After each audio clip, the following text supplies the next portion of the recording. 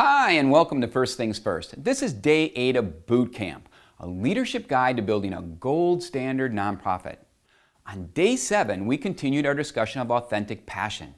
I discussed the tactic of clear sense of purpose and why it's essential if you want to know where to go and what's required to get you there.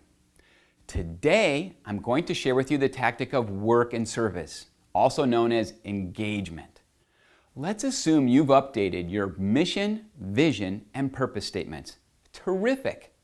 Everyone says they understand the big picture and your intent, and everyone claims they're committed to helping because they're passionate.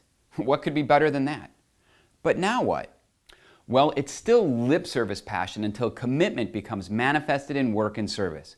So the next step to developing authentic passion is to transform the idea of work and service into a culture of work and service, a culture of engagement. This may seem obvious, but we've all seen our share of disengaged board members, lazy staff, and irresponsible volunteers. Lots of talk and little action, right? If you expect people to be engaged in work and service at your nonprofit, and you should, they need to know what to do, why they should do it, and how to do it. This sounds elementary, but you'd be surprised how many nonprofits fail to have a single defined job description for its staff and volunteers, or a detailed roles and responsibilities document for its board members. The result is apathy, confusion, and poor performance. If you're serious about building a gold standard nonprofit, a do-something nonprofit, you need to determine what work needs to be done and then identify who is available to do the work based on everyone's time, skills, expertise, and availability. To do this, create a work matrix. Start by identifying what work needs to be done. List the work in rows in the matrix. Then across the top, list the names of people available to do the work. Now, based on people's time, ability, willingness, and availability, complete the matrix. This is a simple and useful exercise to get your nonprofit thinking about how to accomplish the work it must do.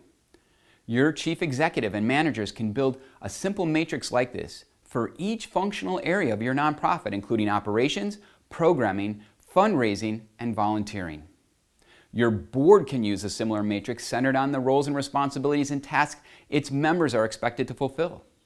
Once a matrix is built, it can be expanded to include how people should do their work and when their work is due. This all seems rudimentary, almost obvious, doesn't it? But if it's so easy and so fundamental, why do so many nonprofits have such nonchalant work cultures? Why do so many nonprofits have so many disengaged board members, aimless staff, and fruitless volunteers? It's because most nonprofits operate under a veneer of lip service passion, not authentic passion. I suspect your hope for each person connected with your nonprofit is to feel that his or her commitment is making a difference to help your nonprofit fulfill its mission and purpose.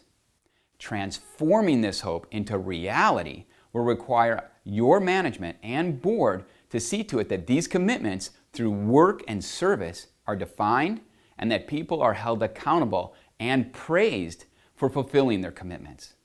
When commitment manifests itself in action, when people roll up their sleeves and work, authentic passion thrives.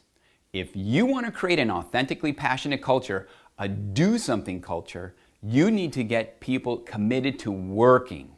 A simple work matrix is a simple and effective place to start. Well, that's it for today. Tune in next week when I'll talk about how you can keep the principle of authentic passion front and center in people's minds.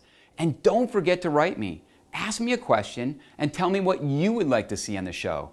Until next week, hoo-yah!